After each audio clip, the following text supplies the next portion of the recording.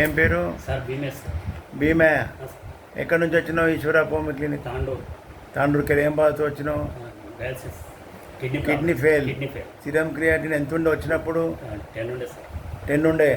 అప్పుడు ఏ పరిస్థితి ఉండే? అప్పుడు చాలా ఉండే సార్. ఇంకా దమ్ము ఆయాసము చాలా ఉండే సార్. ఇంకేముండే?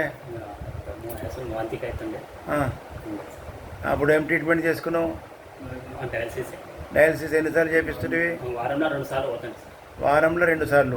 ఇప్పుడు ఈశ్వరప్ప క్లినిక్ వచ్చే నెల అవుతుంది? ఇప్పుడు నెల అవుతుంది సార్. ఒక్క నెలలో ఎట్లుంది? బాగుంది సార్. ఇప్పుడైతే ఏమేం బాగుంది? దమ్ము ఆయాసం బంద్ ఉంది. దమ్ము ఆయాసం తగ్గింది. తగ్గింది సార్. డయాలసిస్ బంద్ చేసిన సార్. ఎప్పటి నుంచి బంద్ చేసినావు? నెల అవుతుంది. నెల నుంచి పోతేనే లేవా?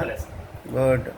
ఇదే డెవలప్మెంట్. Okay sir. ఇక డయాలసిస్ పోకుండా మందులతో నువ్వు మంచిగా అవుతున్నావు అంటే నీ కిడ్నీస్ ఆరోగ్యవంతంగా వస్తున్నాయి. అట్లనే ఒక 6 నెలలు వాడు. ఇదే పథ్యం చేసుకుంటా. సరే. ఓకేనా? Okay sir.